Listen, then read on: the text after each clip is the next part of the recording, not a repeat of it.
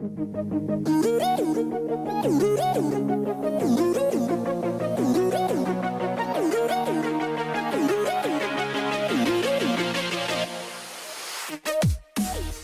guys, welcome back to the channel. Something really special today. You might have noticed the different intro. It's got the TPR logo. As you know, we're back again after a few years out, a couple of years out of competition. Today I've got something, as I said, really special. We've got a lap comparison between TPR Bowkett, TPR Commando on this week's FRC style rival, which is around Long Beach. It's Hydra's Long Beach. It's in the Plymouth Fury, this absolute 50s American monster, 3,500 pounds, 290 brakes, something like that. I just love it with the white sidewall tyres, big old chrome everywhere. Absolute beast. Look at that thing. It's stunning, isn't it? Just imagine rolling around in one of those back in the 50s and 60s. Like I said, Hydra's Fury at Long Beach ended up hitting the wall on in the first section, but look at that. TPR 1, 2 and Chemical down in 5th there. Hopefully you can get into the 39s as well soon. But Bowkett and Commando exactly the same time, and that's why we're going to have a good comparison today, guys. They get their time in different areas of the lap, and we're going to break it down. We're going to watch each lap in two different views, and then we're going to compare them side by side in third person to get a really good idea of where the time is won and lost. So let's get the telemetry up for you. It's TPR Bowkett who we're watching first of all in this lovely blue Plymouth, and keep it as tight as possible to the wall there. Braking, we're going to brake over the red line virtually on the right hand side, so you widen the entrance into the corner, down into first gear, making that car rotate. The rear tyres almost locking as Diff struggles to cope with the load of this 3.5 ton beast. As later apex as possible, straighten up the steering there, short shift into second gear, and then back down into first immediately. Click the curb on the inside. You can afford, as Bowkett does here, just to tap the wall a little bit. Actually does it twice, almost like a little mini wall bounce to this right-hander. Short shifts into second on the apex, so you're using that torque of the car. You don't have to lose time shifting gear, which obviously, you know, these gearboxes back in the 50s, as we smoke the inside rear tyre, inch perfect on the left-hander 90-degree turn. These gearboxes in the 50s and 60s really not put up for shifting quickly. Again, down into first gear and then shifting into second before we put the power down. Try not to clip the wall on the outside, and now we've got some time to breathe. Just for 10 seconds or so, rev the car right up almost into 6,000 RPM. We're going to be doing about 112 into this braking zone. Down into first gear again. Try and take as much curb on the inside as you possibly can without hitting the wall on the outside. Now this is really tricky. Got an apex late, keep it tight to this left-hander, short shift into second, and now we're going to be on the handbrake early here. Takes a really tight line through that last corner and away onto the start-finish straight. What a lap. Let's take a look at it from first-person view now, because I know, or bonnet cams, I know a lot of you guys use that view, so I wanted to cover this as well, because I don't always get the opportunity to do it in this view, as I personally race in third person. So again, over that line on the right hand side of the track, clip the curb on the inside, short shift into second gear. I mean, this thing is such a boat, you can see it wobbling from side to side on its suspension. It just can't cope with the weight. Avoid that wall on the left hand side, braking early, gliding into this right hander. Just see Bowkett using a little bit of the power there just to stabilise the car there, and again they're early on the power, but it wasn't full power straight away. It's really interesting to watch that.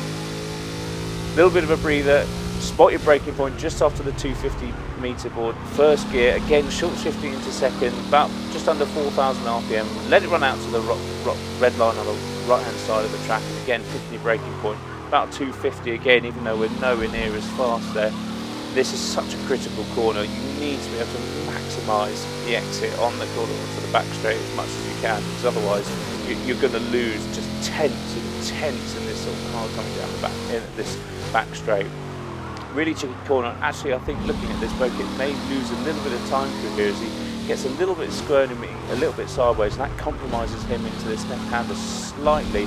He manages to keep it tight still. It's early on the handbrake, which is super key in this car. Straight on the power, gets a really straight exit as well, which enables the car to glide up to the start-finish line. We're in the 39s as we've seen. So let's change it up. Let's have a look at Commando's lap now. Slightly different coloured car. Loving this sort of deep grey that he's got going on. Similar tight line round the first corner, or first unproper corner. Now braking again all the way over this right hand line. If anything, he's closer to Bowkett. That inside tyre smoking again, not as tight on the apex as Bowkett, but takes a wider line into this roundabout corner, virtually clipping the wall on the left hand side there.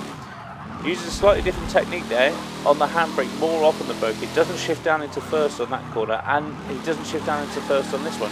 So you can see how those two different techniques are starting to be employed. Bowkett a lot more shifting down to first gear to use the rotation of that gearbox, dropping the gear. Commando does it on this corner actually, and again uses that short shift technique into second gear, but Mando not using it as much as Bowkett, choosing to use the handbrake or just the natural rotation of the car to get that car around these difficult corners. Mando actually clips the wall on the outside of the corner onto the back straight, which, as I said last time when we watched with Bowkett's lap, it's so crucial that you don't do that. So, and I'm sure we'll see when we compare them side by side, and in a second he's going to lose a whole host of times to Bowkett there. Tighter on the apex of that corner, and actually slams it up into second where Bowkett keeps it in first there, which is super interesting. Really different techniques being used by Bowkett and Commando here. Again, not quite as tight on the entrance to that last corner, opting for a slightly wider line. It almost looks like it clips the wall on the outside there. A little bit squirmy on the gear change, nerves kicking in, this is on for a good lap, but pretty solid in my opinion. Just that tap onto the first, onto the wall coming onto the back straight in my opinion. Let's break this one down again in bonnet cam. Again, like I said, I don't really drive this view, but it's really interesting to see how the weight transfer in these really large cars takes place. You barely know where you are on the track because it's so wide. I think just go with the weight transfer, just move side to side with it. It's unbelievable. Imagine driving it in real life. I'm really fascinated by this use of handbrake a little bit here by Mando. Bowkett, like I said, dropping down into first for both of these corners. Mando using the handbrake slightly. It almost sounds like the car is stalling, and I know these guys are using both the handbrake and the clutch to stop the car from stalling around these laps, especially in the last corner where you're virtually down to sort of 20 miles an hour. Mando uses that first gear technique on this left-hand 90-degree corner. Loses a little bit of time on the outside there, doesn't run it quite as wide as Bowkett did, and this is where we lose that time. He's really nice on the entrance, maybe a touch wide over the curb on the inside, and just clips the wall.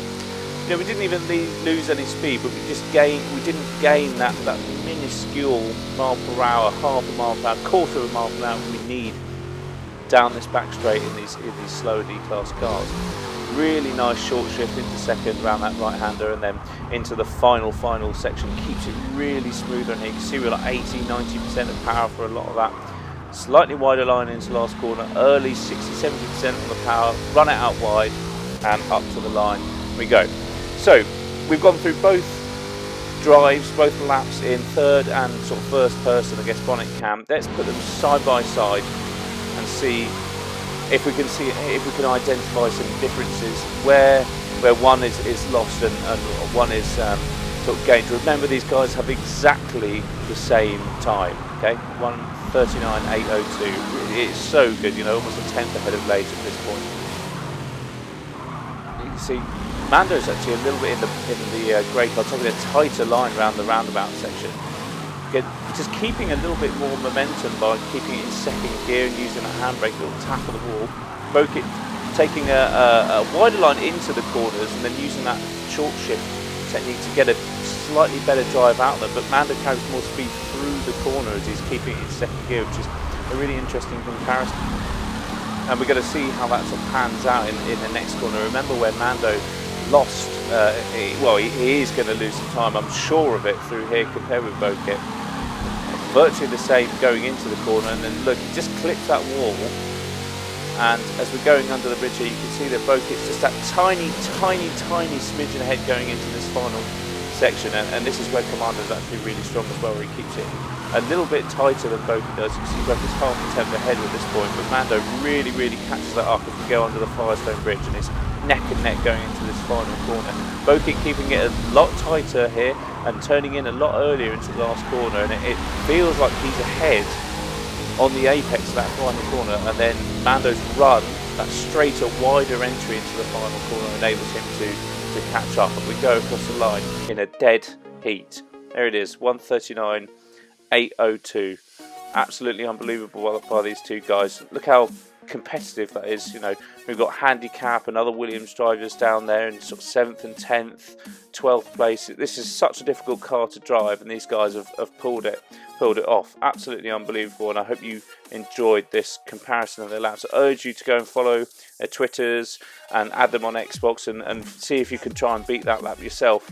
I'll put all the information in the description below, but I hope you guys enjoyed that, and hopefully this will be the start of a new series that I'll be putting out. Maybe not Commando and Bowkett every lap. Chemical might get a look in, Davey Skills will be in there, you know, Mellish might get in there as well, and obviously we can compare to some other people on the leaderboard as well. But until next time, guys, see you later.